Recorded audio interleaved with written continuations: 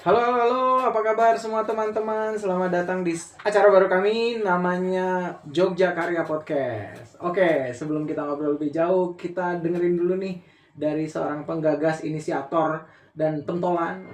Kayak bakso ya, pakai pentol ya. Pak Hani mungkin cerita dulu nih, Pak Hani, kenapa kita punya podcast Jogja Karya? Baik, terima kasih. Halo teman-teman semua di Yogyakarta. Izinkan kami berempat pada kesempatan kali yang bahagia ini kita akan launching satu bentuk podcast namanya Podcast Jogja Karya. Podcast Jogja Karya sendiri diawali oleh empat orang. Yang pertama Bapak Dr. Ahmad Denny. Siapakah dia? Beliau Ahmad Dhani apa Ahmad Denny nih? Ahmad Denny. Ahmad Denny, oke. Beliau adalah seorang birokrat, tapi selain itu beliau juga pemerhati IT. Pemerhati isu pemerintahan juga katanya ya. Betul, isu-isu Oke. pemerintahan beliau sangat jago dalam bidang itu. Yang kedua, Bapak Dr. Herman Felani. Siapa tuh? Beliau dosen di Fakultas Ilmu Sosial Ilmu Politik, Ya. Komunikasi. Fakultas jurusan komunikasi. Termasuk beliau juga dosen favorit di UI. Nomor 2. Berikutnya ada Pak Dr. Kandidat Amin. Pak Supri Hartanto. Beliau dosen seniman, Budayawan beliau juga juga nih. budayawan gitu. Termasuk pemerhati nilai-nilai kebangsaan di Yogyakarta. Jangan lupa dia juga pejabat Kaprodi loh Pak Ya, Ani. beliau juga Kaprodi Pendidikan. Di Fakultas Keguruan dan Pendidikan. Iya, Fakultas Ilmu Fakultas Keguruan dan Keguruan dan Ilmu Pendidikan. FKIP, mantap. Dan saya sendiri, Hani Subagio, saya selain dosen di UPN juga pemerhati anak muda dan paling penyuka cara berpikir maju. Nah, pada kesempatan kali ini adalah podcast yang pertama sekaligus membuka untuk berkiprah dalam bidang pemantapan nilai-nilai kebangsaan, utamanya di Gen Z, generasi Z, dan pemuda di daerah istimewa Yogyakarta. Semoga berkenan teman-teman semua mendengarkan. Nanti ada tayangannya juga podcast Jogja Karya. Pada periode kali ini belum ada tamu yang kita undang. Ya. Tetapi nanti pada kesempatan yang akan datang kita akan mengundang tamu hadir dan kita berempat inilah yang akan memandu teman-teman sekalian. Semoga bermanfaat bagi bangsa dan negara ini. Amin. Dan kita akan awali dengan Bismillah. Bismillah, oke. BTW ini kenapa namanya Jogja Karya? Emang ada karya yang mau dihasilkan nih dari podcast ini? Oke, mungkin tidak ada yang spesifik. Kita ingin berkarya dari Jogja. Kita ingin menyuarakan tentang nilai-nilai kebangsaan secara besar, secara nasional, tapi dari kota yang namanya Jogja. Jogja istimewa. Istimewa dan miniatur Indonesia. Oke. Mungkin sebelum kita lanjut ke lebih jauh, saya pengen dengar suara dari Pak Denny, Coach Denny, sama juga Mas Supri nih, dua orang keren kita yang lain. Mungkin bisa speak up dulu ekspektasi nih terhadap podcast kita apa aja nih? Oke, izin saya sangat berharap siapapun yang punya ide yang brilian untuk kemajuan bangsa dan negara ini, ya itu yang kami harapkan. Makanya karyanya itu karya untuk bangsa dan negara. Asik. Untuk perbaikan lewat, terutama dari semua generasi ya. Bisa generasi milenial, X, Y, Z. Tapi bagaimana kita yuk sama-sama berkolaborasi, berkontribusi, memberikan informasi dan tentunya edukasi. Asik banget, pokoknya cari yang satu spirit, satu frekuensi, mau lintas generasi, lintas sektor gitu ya. Coach Denny ya, oke. Kalau Mas Supri gimana Mas? Ekspektasinya Ya, Mas? berharap bahwa nanti Jogja Karya ini bisa memberi kontribusi ya. Jadi walaupun obrolannya sederhana, tapi nanti kita memberikan banyak hal yang bisa diambil, terutama untuk nilai-nilai kebangsaan. Asik, oke. karena ini podcast pertama kita bunyikan dulu gongnya, gong. Go. Kalau gongnya udah ditabuh berarti ini permainan udah bisa kita mulai nih. Oke, untuk episode kali ini, untuk episode perdana podcast Jogjakarta kali ini, kita akan ngobrol sedikit tentang demokrasi di zaman sosmed dan AI. Oke, Ya, sip. Mas Supri, Coach Denny sama Pak Hani nih. Seperti yang kita tahu, ini kan era sosmed, era AI, dan juga era di mana demokrasi ini semakin menarik dramanya nih, naik turun dan klimaks, kemudian konfliknya semakin menarik. Sebenarnya kalau kita boleh tahu, ini demokrasi ini apakah kita benar-benar bebas atau kita bebas ngegas? Coach Denny dulu deh, mungkin bisa cerita sudut pandang sebagai pemerhati birokrasi, seorang birokrat juga nih, dan juga seorang ahli IT. Jangan bilang ahli, hati saja. Soalnya banyak yang lebih ahli daripada Pemerhati. saya. Oh iya, sukanya merhatiin ya. Pemerhati saja. Ya, Jadi- gimana nih Coach Denny? Ini era benar-benar bebas atau bebas ngegas atau gimana nih kita nih? Jadi memang di era sekarang tuh borderless, tidak ada batas. Benar. Dibatasi juga tetap tidak bisa membatasi gitu. Cuman yang bisa membatasi adalah diri kita sendiri, memfilter diri kita sendiri, apa yang harus kita sampaikan, apa yang harus kita terima, mana yang kita tolak, mana yang diterima. Karena saya lihat itu media sosial memang ngeri-ngeri sedap. Semuanya ada positif ada negatif, tetapi ada kata-kata terlalu. Yang namanya terlalu itu akan mengecewakan. Dan bahkan semua orang bisa jadi influencer politik. Benar Ya kan? banget. Semua orang bisa ngomong, Ya, bisa yang produksi jadi masalah, informasi. Apakah kita bisa memfilter atau tidak? Apakah kita terprovokasi atau tidak? Mudah-mudahan tidak terprovokasi karena kita NKRI, harga mati dan harus kita jaga sampai mati kan gitu kan? Benar. Jadi mudah-mudahan semua generasi di Indonesia ini yuk sama-sama kita memberikan informasi dan edukasi untuk saling mengingatkan, saling menguatkan, sama-sama jadi influencer politik, influencer untuk kebaikan. Yuk, karena ada juga di media sosial itu ada yang bilang ya, saya hanya adopsi saja, saya nggak sebutin namanya, lebih banyak isinya sampah nih. Iya benar banget. TikTok benar atau banget. apa lebih banyak. Lebih Tapi banyak sekarang yang sudah berubah. useless gitu ya. Ya, joget-joget dapat uang, gitu, ngejelek-jelekin orang, nyerang-nyerang. Jadi kita juga akhirnya bingung nih, mana yang fake, mana yang hoax gitu kan. Akhirnya kita harus benar-benar, apalagi kalau kita bahaya kalau kita tidak mendampingi, ya, tidak mendampingi para anak-anak muda. Nah, dan itu saling mengingatkan, saling menguatkan supaya terfilter. Itu aja sih. Mantap Coach Denny. Berarti tadi kata kuncinya benar bebas karena semua orang bisa punya power untuk menyampaikan, tetapi justru di saat yang sama kita harus memfilter diri kita sendiri gitu. Dan juga kita bisa ngatur mana nih yang harusnya di-share, mana yang nggak harus di-share ya. Iya. Oke, sekarang saya mau ke Mas Supri nih. Mas Supri kan pemerhati pendidikan dan juga memerhati kebudayaan juga ya. Ini Mas, kalau dari sudut pandang pendidikan sama kebudayaan ini sebenarnya demokrasi kita yang sekarang ini gimana sih, dan Gen Z ini harusnya gimana sih bersikap dalam era sosmed dan AI ini? Iya, kalau jadi sendiri kan mereka biasa ke ahli di bidang sosmed, jadi suka dengan sosmed. Jadi nanti diharapkan tuh mereka bisa memilah antara yang benar antara yang tidak. Kita tahu bahwa sebenarnya kan era AI sekarang itu kan sangat di luar batas ya.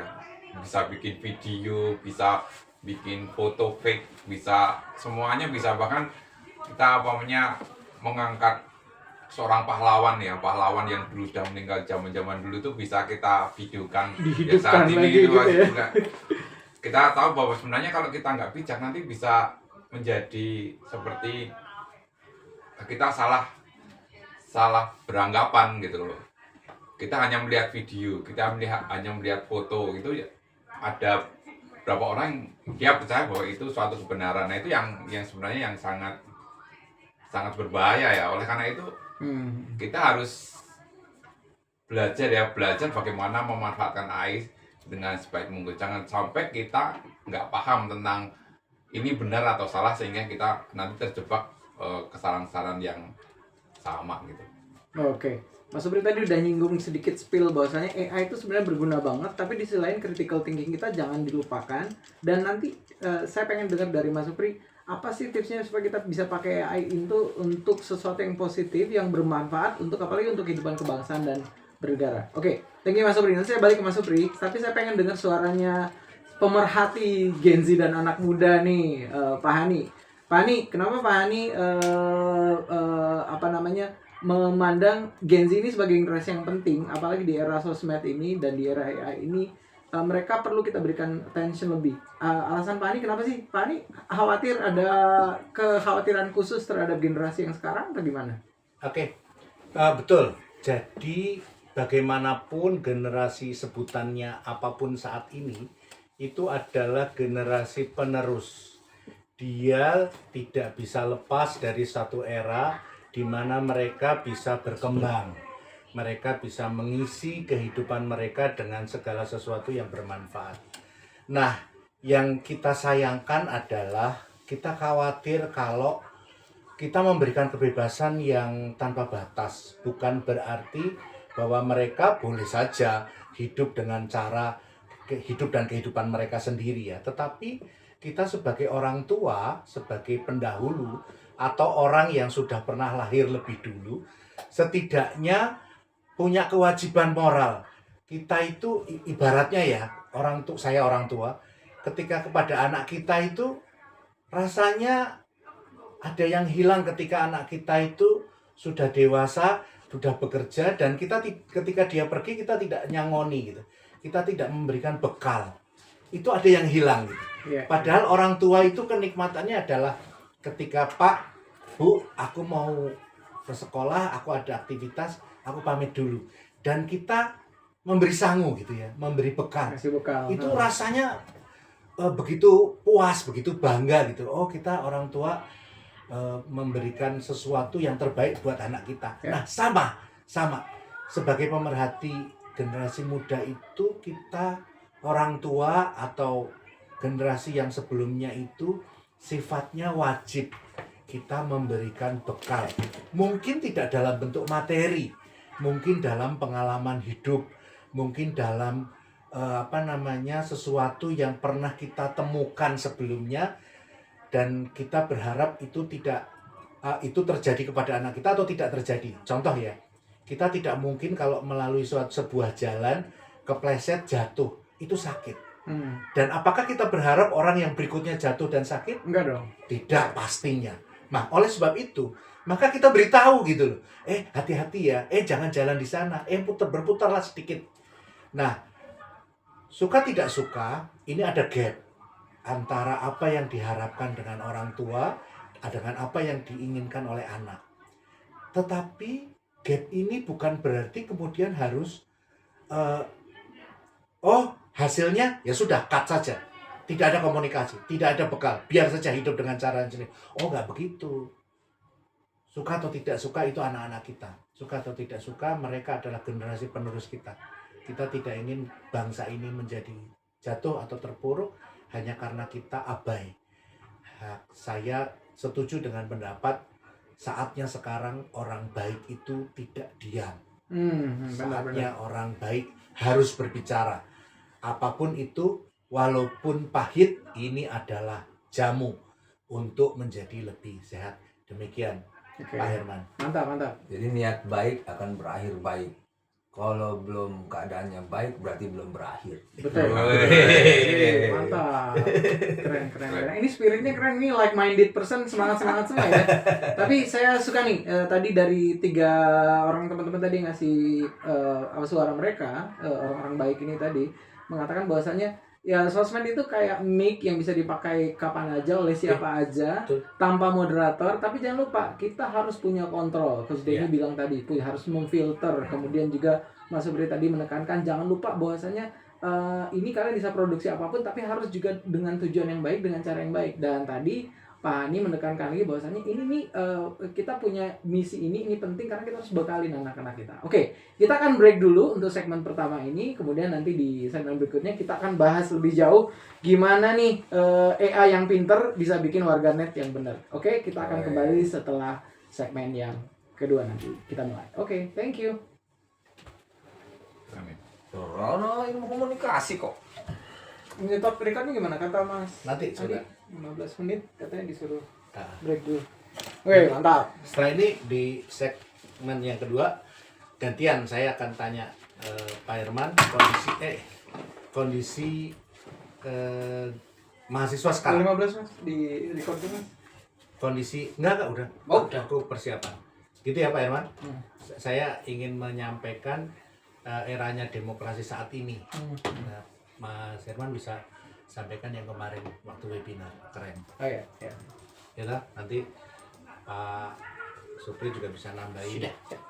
Wes, Wes, oke. berarti segmen yang kedua. Segmen kedua, oke. Langsung Pak Ani aja masuk. Taruh.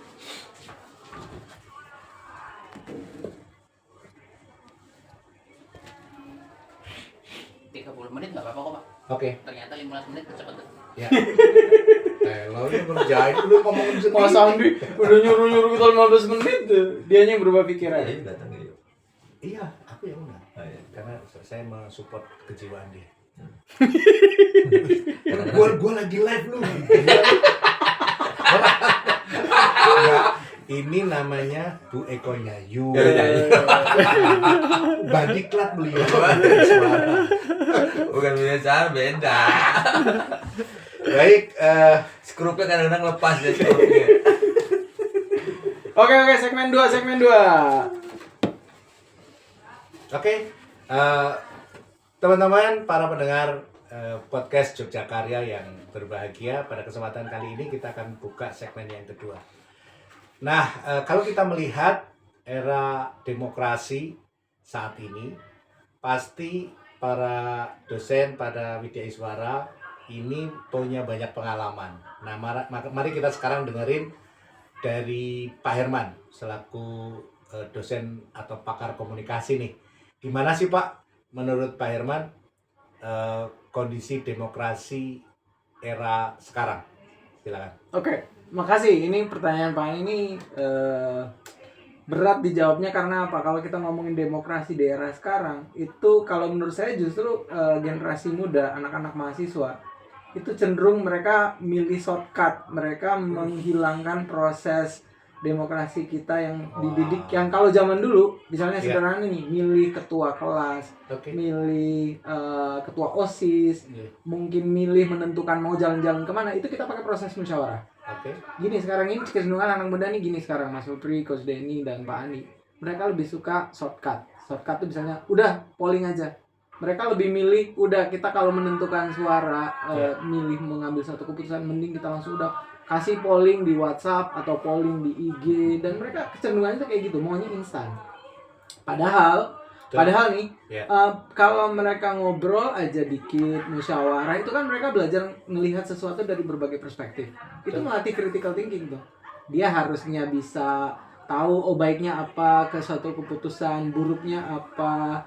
Kemudian juga ini kalau kita lakukan ini nanti perasaan orang akan gimana gitu, atau mungkin datanya, faktanya gimana yang perlu kita ketahui. Itu mereka kadang-kadang nyekip itu semua. Dalam tanda kutip, ibaratnya nonton YouTube, Spotify pun mereka lebih milih udah beli premium, yang penting nggak ada iklan. Padahal iklan, informasi dan lain-lain kadang-kadang butuh juga kita kan buat edukasi, buat sekarang. Nah, sama kayak proses demokrasi yang sekarang teman-teman mahasiswa itu udah mister, daripada ribet kita diskusi katanya, udah polling aja gitu. Itu saya semakin wah, ini kenapa generasi sekarang kayak agak apatis gitu ya dengan proses demokrasi yang memang sedikit berdarah-darah sebenarnya.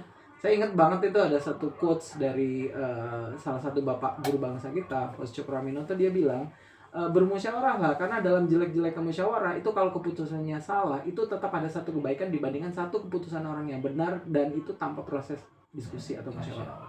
Gitu Pak Ani. Ya, keren. Pak Herman itu potret yang sudah dilihat oleh Mr. Herman, kaitannya dengan kondisi demokrasi. Mungkin teman-teman mungkin sebaya ya. Ya, benar. Ya. Sebaya. Sama teman situ. Sebaya sama seangkatan situ. Saya pikir teman sebaya. Baik, lalu bagaimana menurut Pak Supri kayak demokrasi yang berjalan saat ini yang Pak Supri bisa lihat? Ya, jadi gini ya, jadi saya setuju dengan Pak Herman tadi ya. Jadi manakala nanti masyarakat itu tidak belajar tentang demokrasi, mereka juga akan antipati dengan demokrasi. Dan ini yang sedikit kita takutkan, bahwa kalau mereka sudah antipati dengan demokrasi, mereka hanya berpikir bahwa sebenarnya apa yang menguntungkan bagi dia itu yang dilakukan. Oleh karena itu Pragmatis ya, iya, pragmatis. sekarang kita lihat semua ada proses demokrasi nih di Indonesia gitu. Siapa yang menguntungkan dia, maka dia yang akan dipilih. Nah, itu yang sebenarnya yang nanti akan terjadi miss ya. Kita mengorbankan suatu, punya kita hanya ada serangan fajar ya, serangan fajar kemudian dapat 150.000 ya. Kalau mereka ini ya, mereka disogok seperti itu, mereka langsung memilih. Dan itu dilakukan. Nah, saat demokrasi itu tidak wajar, maka masyarakat menjadi menghasilkan sesuatu yang tidak wajar. Nah, itu yang sebenarnya yang membahayakan. Itu kalau mereka tahu bahwa sebenarnya dampak dari demokrasi yang mereka pilih dengan tidak benar itu akan berdampak secara meluas. Mereka setelah itu mereka baru merasakan bahwa sebenarnya ini toh yang dimaksud, bahwa sebenarnya kalau demokrasi yang mereka terapkan itu kurang bagus, maka akan berdampak lebih luas di kehidupan mereka itu. Ya, pengalaman langsung ya Pak, dia bisa melihat Iya, proses demokrasi. ya prakteknya kan, kalau mereka salah pilih apa yang terjadi. Ya, mereka juga akan mengalami, dan itu pelajaran yang sangat berharga untuk di kemudian hari. Iya. Ya, oke. Makasih Pak Supri, keren sekali ya. Nah, tapi kalau kita melihat peran pemerintah sendiri juga harus memiliki kepedulian terhadap pendidikan, terhadap lingkungan.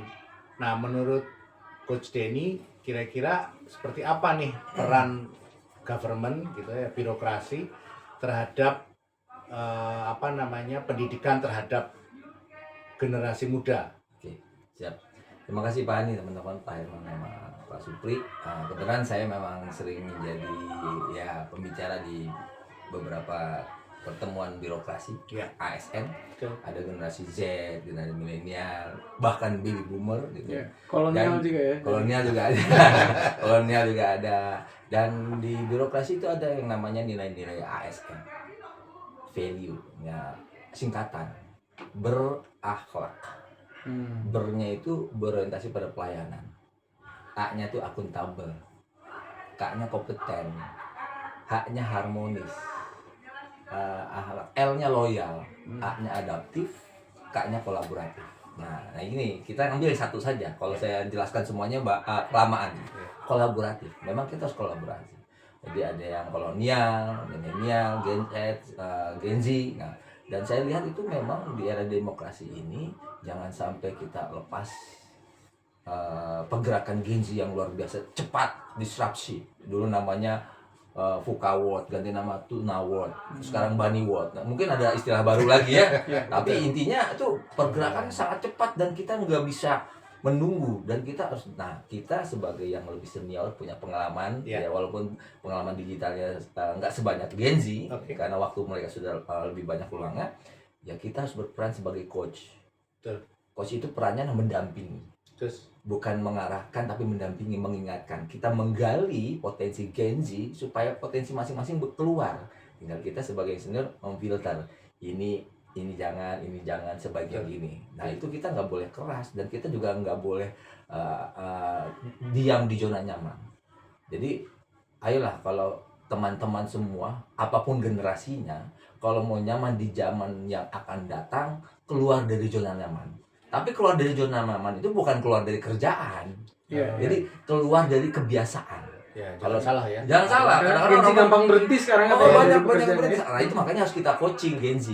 Jadi keluar dari zona nyaman itu jangan keluar dari kantor, tapi rutinitas itu harus kita rubah untuk sesuatu yang meningkatkan kinerja individu, kelompok, dan instansi gitu. Mereka harus dikasih ruang tumbuh gitu. Iya. Tumbuh. Jadi kalau kita mau hidup luar biasa, biasakan hidup di luar kebiasaan. Wah, keren. Terus kalau kita mau mendapatkan sesuatu yang belum pernah kita dapatkan, lakukan sesuatu yang belum pernah kita lakukan. Wah, termasuk podcast Jogja Karya kan.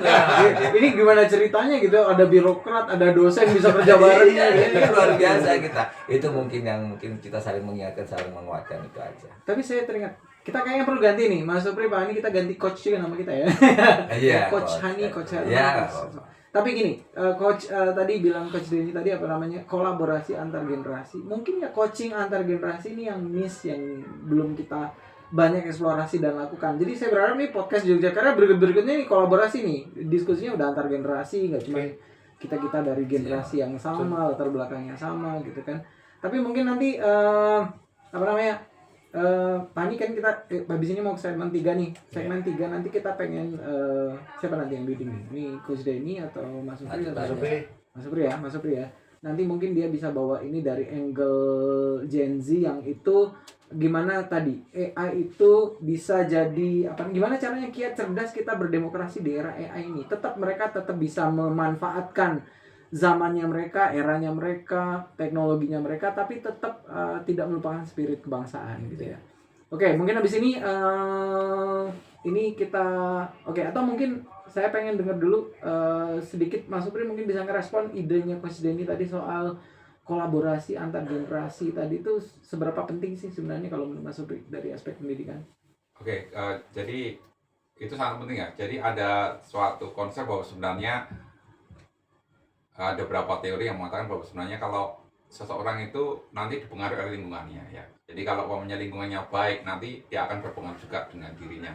Nah, kalau kita sudah ngeklaim bahwa Gen Z itu punya banyak aspek negatif, jadi karena klaim-klaim itu malah menjadikan mereka juga negatif. Jadi kita lihat potensi positif dan sifat-sifat positif dari Gen Z itu yang akan kita manfaatkan. Kita harus berkolaborasi. husnuzon ya. Kita harus husnuzon. Ya benar. Jadi jangan sampai kita memberikan stigma kayak stiker negatif yang ditempelkan kepada mereka sehingga mereka, oh saya kan Gen Z gitu, terus saya kan gini, saya A, B, C, D yang mereka merasa bahwa karena saya udah dilabeli Gen Z maka mereka ya Gen Z dan orang lain bukan Gen Z. Nah, tadi yang dikatakan bahwa kolaborasi memang perlu, apalagi di bidang pendidikan ya. Kita kan pokoknya kita mengajar ya mereka dan kita merasa bahwa oh ini tuh sifatnya seperti ini. Nah, kita harus sesuaikan sistem pembelajaran kita dengan mereka. Jangan sampai nanti kita di generasi sebelumnya yang generasi perjuangan ya, kita berjuang berdarah-darah pada saat kita kuliah, sekarang dengan teknologi yang sangat nyaman, dan itu sangat berbeda. Oleh karena itu memang kolaborasi perlu. Salah satu bentuk kolaborasi yaitu gimana kita bisa meningkatkan level dari kemampuan mereka ke level yang lebih tinggi. Jangan sampai kita ke level kita. Kalau ke level kita pada saat kita pendidikan, buat makalah aja harus 1 minggu ya. Kalau sekarang buat makalah itu sehari sudah selesai. Nah, kita tingkatkan nih, kita tingkat kolaborasi ya, itu seperti yuk kita mengalihkan jurnal 10 jurnal, itu kan sudah tingkatannya sudah tinggi ya. Jadi bentuk-bentuk kolaborasi itu juga bentuk juga pemikiran bersama bagaimana meningkatkan Gen Z itu ke level berikutnya gitu Mas. Saya balikin ke Pani deh. Pani apa yang menarik nih di segmen ini?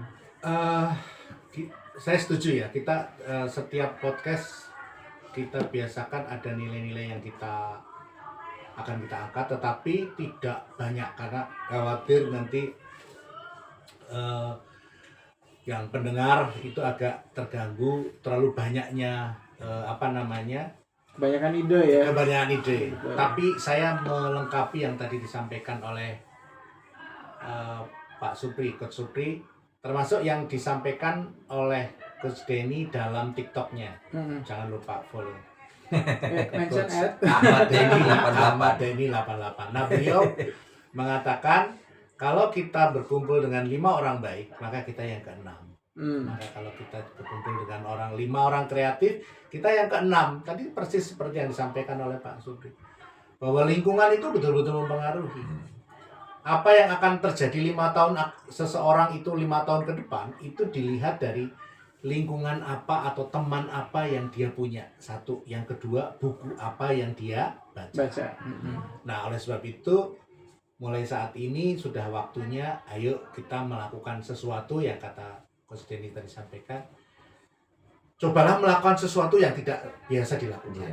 Cobalah bergaul dengan orang yang baru kita kenal. Nah, dengan demikian cakrawala pandangan akan juga menjadi lebih luas.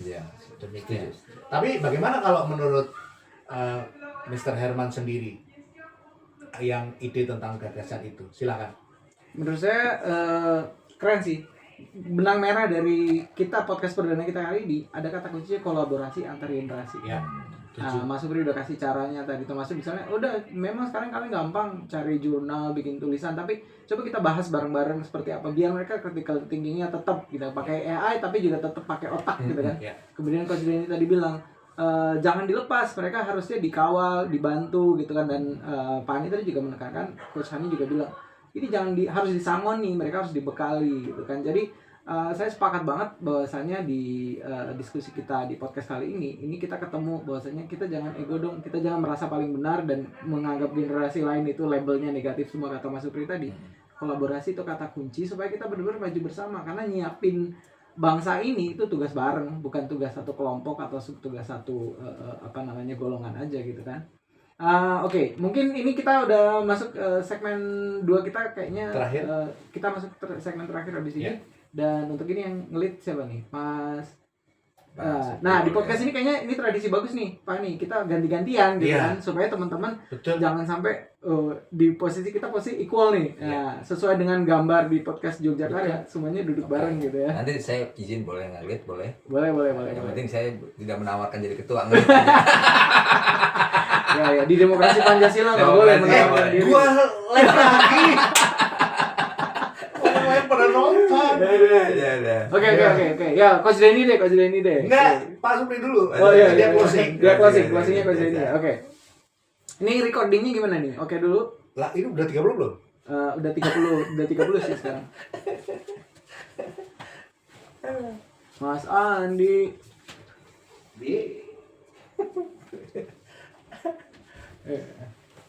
Itu lagi live loh Pak Denny. Dibilangin manfaat. Stamina bapak-bapak ini cuma 15 mas. Oh, Bapak-bapak ini Cuman buat ini nafsunya terakhir. yang besar mas, tapi tenaganya tetap terbatas. Ini segmen Terakhir. kedua ketiga. Ketiga, nanti Mas. closingnya Mas ini. Supri, apa penekanannya?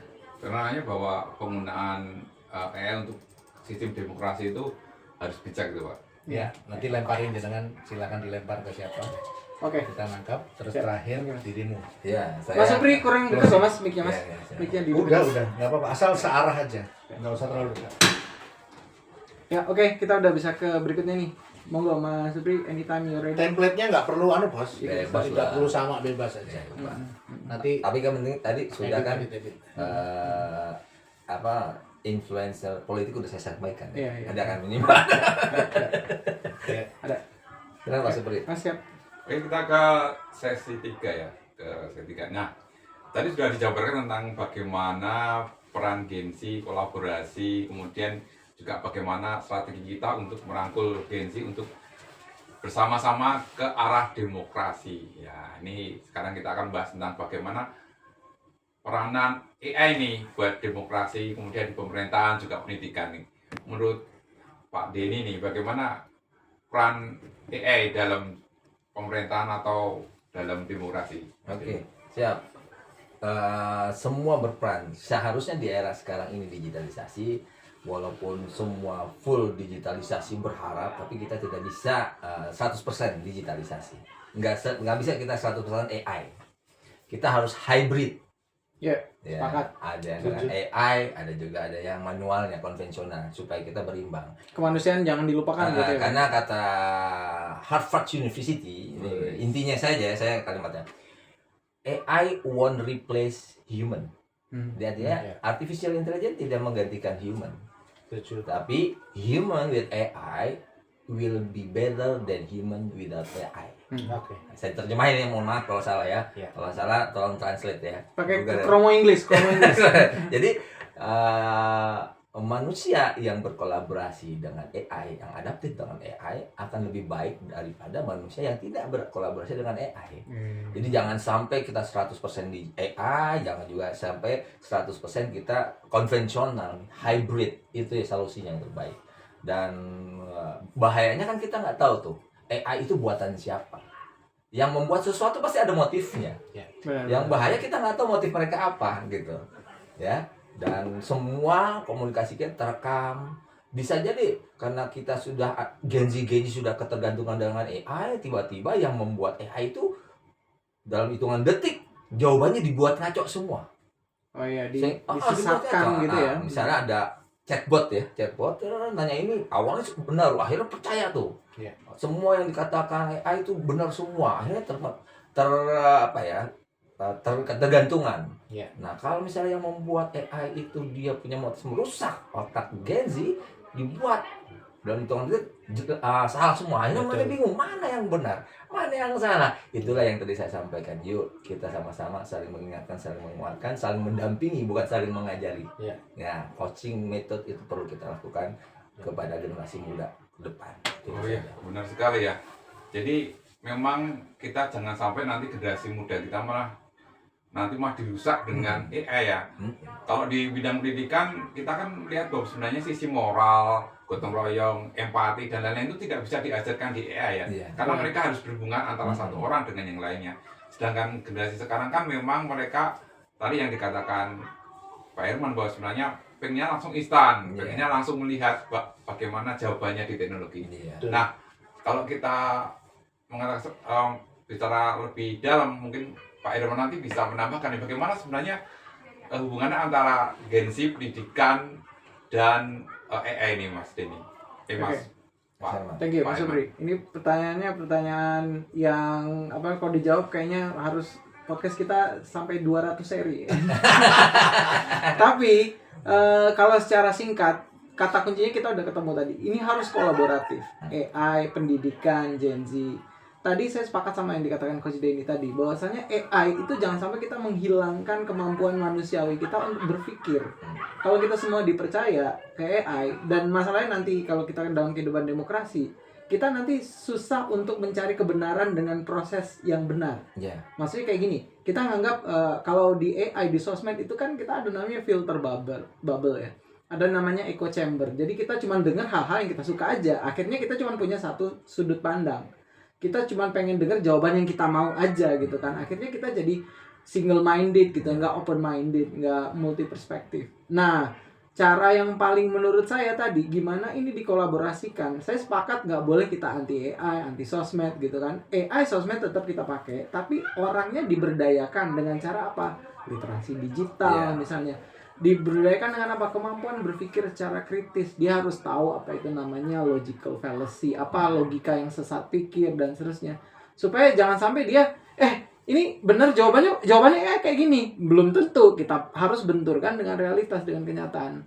Nah, makanya saya sepakat sama kata Mas Supri tadi. Dia bilang experiential learning. Ada values, ada nilai-nilai itu nggak bisa diperoleh lewat cuma semata-mata menggunakan teknologi. Belajar tentang gotong royong, menghormati, experiencing, bagaimana hidup di negara yang Bhinneka Tunggal Ika, itu hanya bisa terjadi kalau kalian mengalami langsung. Nah, contohnya nih, misalnya di kuliah saya nih Mas Supri ya.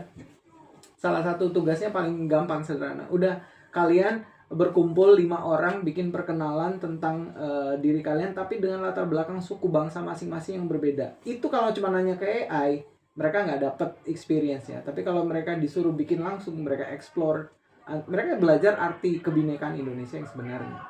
Jadi menurutku kolaborasi Mas Supri dan juga kita sebagai pendidik, kita sebagai generasi yang di atas itu yang dalam tanda kutip punya experience hidup tanpa AI dan sosmed, mengajarkan pengalaman dulu sebelum AI dan sebelum sosmed seperti apa. Iya.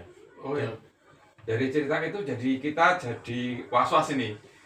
Kalau AI nanti dapat menarik mereka ke individualistik ya. Seperti mereka lebih cenderung ke individu ya. Jadi mengerjakan sesuatu sendiri, mengerjakan apa sendiri. Nah, ini kalau dari bidang sosial ya, jadi kita melihat dari sisi sosial ya, bagaimana sih agar kita mengkolaborasikan mereka pakai, tapi juga bidang sosialnya itu bagus ya, ke masyarakatnya, ke temannya, dan lain-lain. Mungkin Pak Andi bisa memberikan masukan Pak Andi, bagaimana biar nanti penerapan Gen Z ini bisa menerapkan AI dengan bijaksana, kemudian juga dia sisi sosialnya bisa terangkat secara balancing gitu. Ya, betul. Seperti yang tadi disampaikan oleh para pembicara terdahulu, bahwa sesuatu yang berlebihan juga tidak akan sehat. Sesuatu yang berlebihan itu nantinya membuat ketergantungan dan lain sebagainya. Termasuk yang barusan didiskusikan, misalnya bagaimana sifat sosial dari si Gen Z sendiri. Nah, itulah tadi yang digarisbawahi oleh Mr. Herman, bahwa kolaborasi menjadi penting, bahwa kegiatan itu mestinya tidak harus bersifat individu ya. termasuk pemberian tugas itu juga kolaborasi itu sangat penting, sangat baik, sehingga mereka tahu bagaimana menghargai pendapat orang, bagaimana mengetahui cara bekerja di dalam kultur sosial dan lain sebagainya. Jadi menurut saya AI baik, bagus, menunjang. Sama ya mungkin seperti zaman-zaman kita. Zaman saya dulu nyusun skripsi tidak ada komputer, adanya mesin ketik, brother. Jadi kalau Iya, paling bagus ya. cetek, seret, cetek, Kalau harus salah menghitung. ditipek, salah ditipek. Salah ditipek. Kalau satu lembar salah, kalimat paragraf tengah itu tidak bisa kemudian tinggal di blok, delete, nggak bisa, yang ngetik ulang. Nah, sekarang sudah ada komputer, sekarang ya disyukuri, dimanfaatkan itu untuk tetap menunjang fungsi dan tugas masing-masing. Hanya penekanannya kita juga jangan antisosial, kita harus tetap berhubungan dengan pihak lain, orang lain, supaya kita hidupnya balance, imbang. Ya, benar, Demikian, benar, Pak Supri. Wah, ini suatu masukan yang bagus ya bagi Gensi ya. Ya. Dari Pak Herman, Pak Hani, kemudian Pak Dini juga. Nah, ini kira-kira dari ketiga pembicara ya, dengan saya juga ya. Ini ada nggak kiat-kiat bagaimana strateginya agar AI jalan, kemudian juga nanti kehidupan berjalan dengan normal, kan sekarang banyak yang mengatakan bahwa sebenarnya Gensi itu punya genre sendiri gitu, genre sendiri. Oh, dia punya label sendiri. Nah, gimana biar mereka tidak melabelkan oh ini Gensi ini dan lain-lain, sehingga mereka sebenarnya mereka juga menyatu dan bisa bergerak bersama gitu. Gimana? Oke, Ada saya dulu masukan? ya. Mungkin dari saya sekaligus merangkum dari pendapat yang saya sampaikan. Jadi ketika tadi begini, pesan saya kepada Gensi atau generasi muda, jangan hirau dengan sebutan, jangan terkungkung dengan brand, dengan Labeling. cap labeling yang ada, yang strawberry lah, yang rapuh lah dan lain sebagainya. Tapi buktikan bahwa kalian bisa hidup pada masanya, pada masamu dengan baik dan sukses. Ya, tidak ada hambatan secara emosional, sukses dalam bidang karir dan bisa mencapai yang dicita-citakan. Itu dari saya, Pak Supri. Oh, keren banget. Mungkin dari Mas Herman atau Pak Denny. Saya dulu boleh? Siap. Ya berurutan. Girong. Presiden dulu. Wah, ini simpulan dari saya, masukan dari kacamata saya bahwa tadi kalau Pak Hani dari Gensi, sudut Gensi ya. Kalau saya dari sudut milenial, Oke. ya kan, kolonial. Yuk kita adaptasi, kita Ya. menyesuaikan. Nggak boleh kita menyalah-nyalahkan. Betul. Ya. Jadi yuk lari bareng, jangan sampai hanya Gensi yang berlari. Kita nyetop. Kita ketinggalan di Ya, belakang. kita ketinggalan. Jadi itu yang pernah saya alami. Saya berpikir pada saat pandemi, wah kalau saya nggak adaptasi dengan digitalisasi, saya tertinggal jauh. Apalagi background saya bukan digitalisasi. Betul. Akhirnya saya meluangkan waktu, memaksa diri saya upgrading, upscaling kemampuan tadi seperti Pak Supri bilang. Ya saya harus keluar dari yang biasa kita lakukan, sehingga saya bisa mendampingi Gensi sehingga Gensi nggak underestimate saya.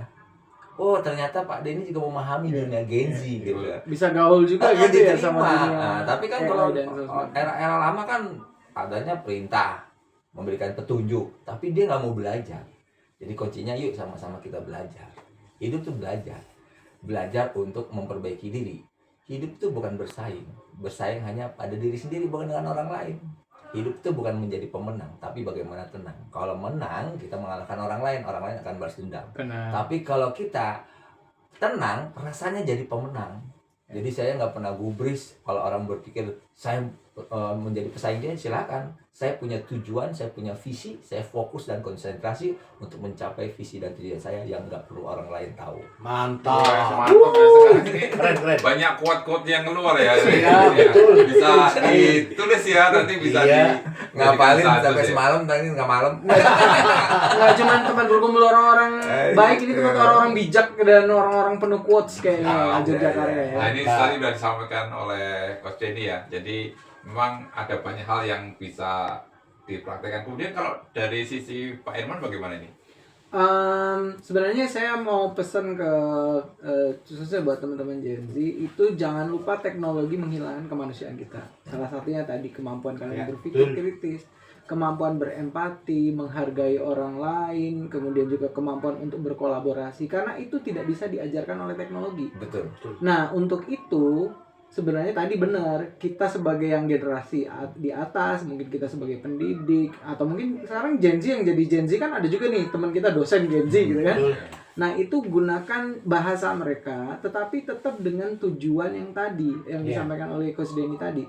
Tujuannya adalah tetap kita menjadi manusia yang punya ketenangan, punya visi, punya misi gitu kan untuk untuk kebaikan, bukan hanya berpikir kata Mas Supri tadi, nggak cuma mikirin individu, nggak cuma mikirin aku dan aku. Betul. Dan dalam konsep kebangsaan, justru kita kan baru menjadi bangsa kalau kita bareng-bareng, bukan Iya. aku, tapi kita gitu kan, Iya. kami. Nah, untuk kedepannya saya pikir teman-teman Gen Z ini harus lebih punya pengalaman kita dan kaminya supaya mereka nggak aku terus, supaya mereka nggak self-centered dan juga sadar. Karena teknologi itu yang memudahkan itu buat orang tuh semakin individual, dia pengen fokus ke dirinya sendiri, gimana cara aku pengen cepat, pengen instan, pengen mudah gitu kan, tapi lupa dengan proses pembelajaran yang berinteraksi dengan manusia lain. Itu Mas Supri. Iya benar ya. Jadi sekarang memang AI itu merubah segalanya ya, merubah segalanya juga. Ini jadi kalau saya sedikit beri masukan kepada Gen Z, jangan sampai nanti kita menjadi generasi yang malah generasi yang downgrade ya. Kita coba lihat bahwa sebenarnya AI itu bisa dimanfaatkan untuk membuat karya-karya lebih keren gitu. Sekarang udah bisa merekonstruksi sejarah, bisa mengangkat pahlawan, kemudian bisa membuat banyak media, kemudian bisa banyak sekali membuat program-program dan lain dengan AI. Jadi kita jangan sampai kita hanya manfaatkan mentah saja. Kemudian juga sekarang kan kalau pokoknya kita menjadi dosen atau pengajar itu biasanya kan memberikan tugas kepada siswa atau mahasiswa itu jangan sampai malah tugasnya itu memberikan mereka nggak banyak ilmu ya, mencari di AI, kemudian presentasi melalui AI, kemudian mereka menjawab dengan AI lah. Ilmu apa yang dia dapatkan? Mereka harus dituntut berkreasi kayaknya. Iya, mereka jadi harus punya karya. penugasan juga harusnya dia lebih meningkat lah. Kemudian jangan sampai nanti Gen Z itu langsung mengatakan, oh pakai ini aja cepat, oh pakai ini aja bisa, oh ini nggak dikoreksi, oh ini dan lain-lain, sehingga ilmu mereka menjadi minim. Nah itu yang sebenarnya yang perlu kita pikirkan bersama agar si Gen Z itu bisa lebih meningkat keilmuannya dan malah melebihi kita ya, Pak Denny, Pak Ani, Pak Herman. Jadi kita dulunya seperti yang dikatakan tadi, kalau ngetik aja harus pakai mesin ketik, sekarang kan generasi berikutnya mereka bisa ngedit di komputer. Generasi sekarang nggak usah ngetik, udah keluar jawabannya semua. Gitu. Bahkan ngomongnya pakai voice ini ya, pakai voice fitur voice recording ya. Pakai voice ngetik prompt udah ada. Jadi Ya, dan sekarang itu juga harus diantisipasi ya di dunia pendidikan bahwa sebenarnya jangan sampai mereka terjebak dengan AI kemudian membuat karya ilmiah dan lain-lain itu tanpa berpikir ya. Bahkan nanti ada berapa yang harus mereka buat dan mereka laksanakan gitu. Oke, ini kayaknya udah segmen Segmen terakhir kita. langsung closing. Dan kita akan ke closing ya. Closingnya ini Closing. Coach Denny nih, biar gongnya mantap, yang quotesnya banyak.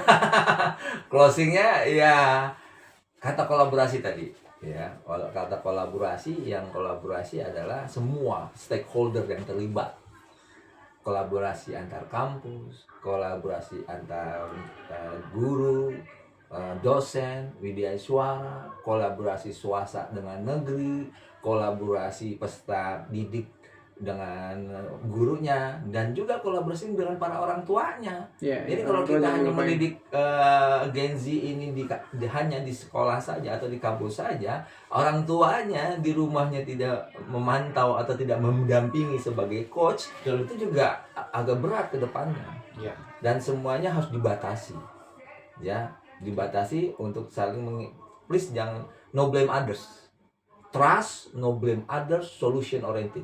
Ya. Ya.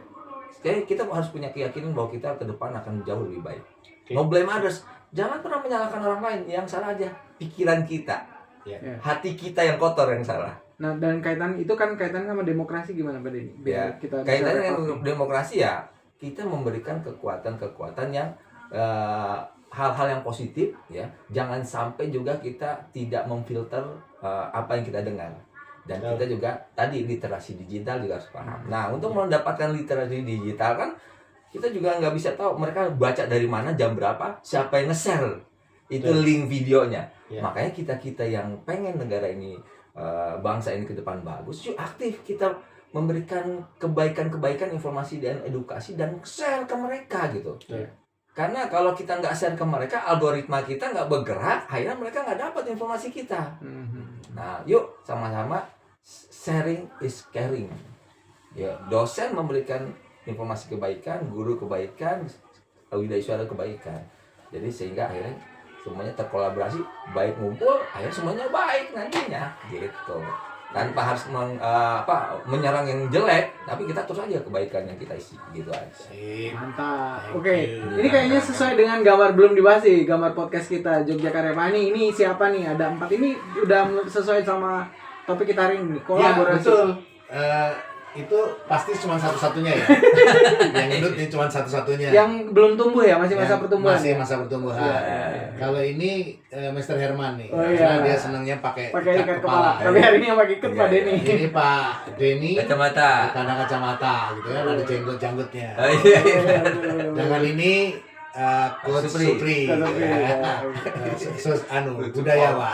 Keren. Dan radionya retro dan ini juga baru loh. Maksudnya ini kan jadi viral sekarang di film Jumbo kan pakai radio juga tuh. Iya, betul. Oke, kita belum nyebutin tagline podcast Jogja Karya nih. Kayaknya kita harus mikirin tagline atau Berikutnya ya. Berikutnya Kita launching tagline. tagline-nya. Tagline. Oke, terima kasih teman-teman udah dengerin podcast Jogja Karya kita pada hari ini. Udah nggak kerasa kayaknya coach ini ternyata kita orang-orang bijak kalau berkumpul gini unstoppable ya. Iya. Ya udah 50 menitan kita udah diskusi bareng gitu kan, dan mudah-mudahan di podcast berikutnya kita bisa menghadirkan teman-teman yang lain, nggak cuma Boleh. kita berempat supaya nggak Sip. bosen gitu ya. Oke, mau say goodbye atau sesuatu nih? Udah Langsung ya, saja. kita closing langsung Closing. aja. Terima kasih teman-teman sudah mendengarkan podcast Jogja Karya. Dari Jogja untuk NKRI, semoga kita semua selalu semangat untuk menjaga NKRI kita dan menjaga Indonesia dan Jogja yang semakin istimewa. Dadah. Nah, thank you. Thank you. Luar biasa nih. Gak percuma nih dosen komunikasi. Mas Andi.